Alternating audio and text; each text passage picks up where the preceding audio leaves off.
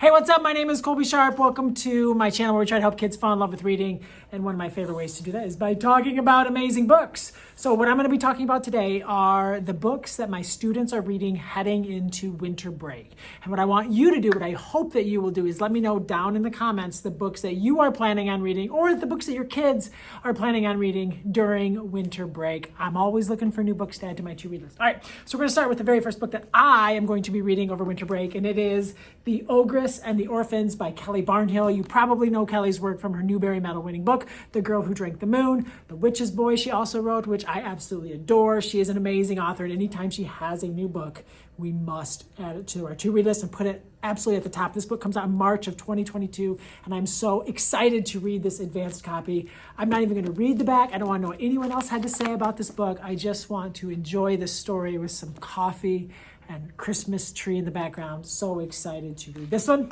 All right, so now these next two stacks that I'm going to be talking about are the book that my kids are starting their winter break on. So they're going to make a pile of books to take home, but these are the books that they're currently reading, like one day left. So many of them will be starting with these books on winter break and hopefully reading them and then more. First off, Jason Reynolds, Raoul III, Stunt Boy. In the meantime, I recently did a review about this book on my channel. Actually, I didn't, but it made my list of favorite graphic novels of the year. And I talked about it there because it's just one of the most unique books that I've ever read in my life. I think that kids are going to love it. Let me just show you how it starts. But it is this amazing story of this kid and his friend who live in an apartment complex. Portis is his name. His parents are fighting a lot.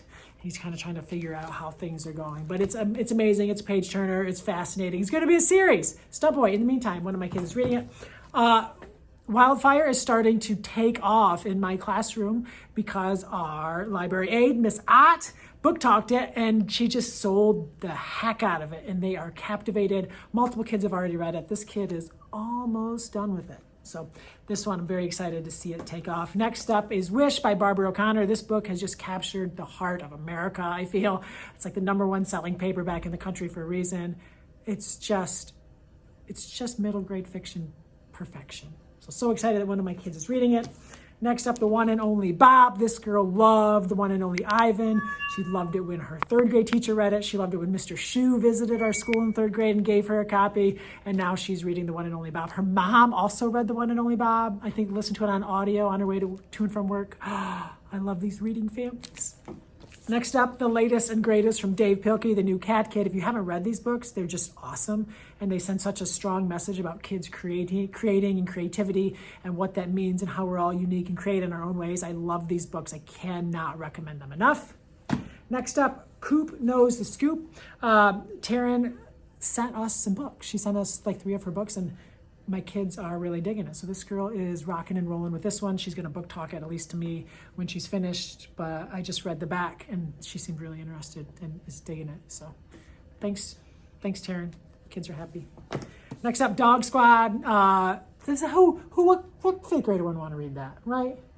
What 5th grader wouldn't want to read Chris's book? So Dog Squad, make the kids. He's sitting right here, because I keep wanting to look at him and talk to him about it, but he's not here because he's at lunch. Next up, Campus South, Hope Larson.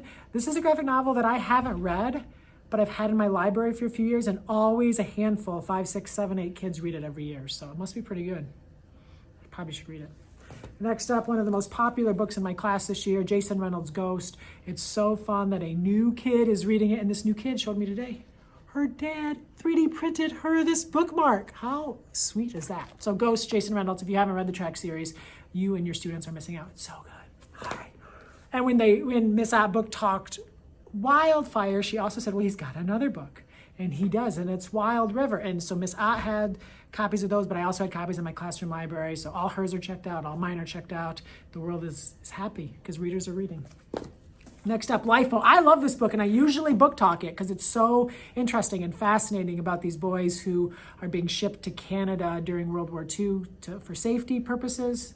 And then there's like a attack, and they end up on a lifeboat. It's a novel in verse.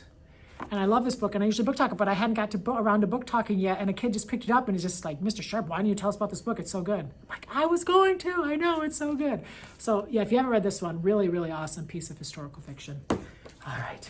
Next up, let's go to stack number 2. I read aloud recently, Sharon Draper's Out of My Mind, and we cried and we laughed and we just loved it. And it was so good. It was so good, so heartbreaking. And then the new one came out of My Heart, and there was like not a fight, but there was definitely some persuasion going on who got to read it first. I really need to buy a second copy. Isn't it hard though as a teacher when a book is so popular, but it's only in hardcover and you want to get enough copies so all the kids can read it while they're excited about it? But you know, we got to buy food for our own kids and stuff too. So just got one copy, loving it. So good.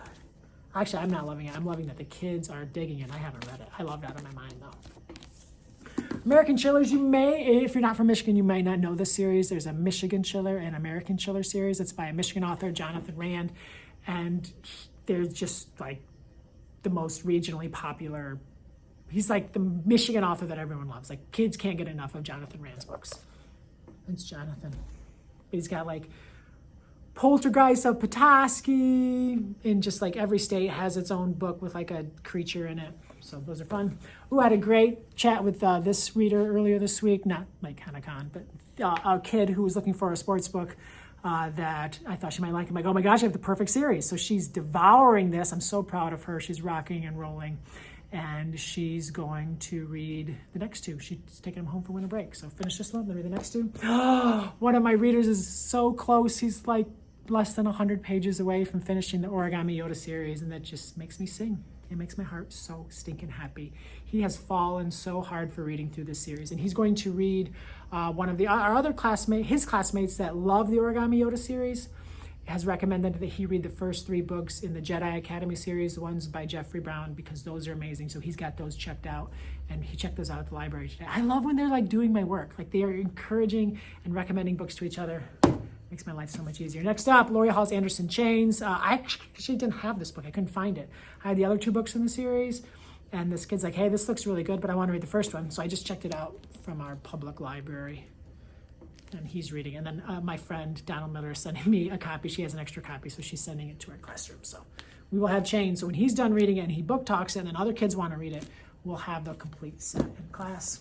One of my readers has recently found the Amulet series. He's on book 3, and he just checked out like all of them from the library so that he can read them over winter break. Does that sound like a nice winter break reading plan?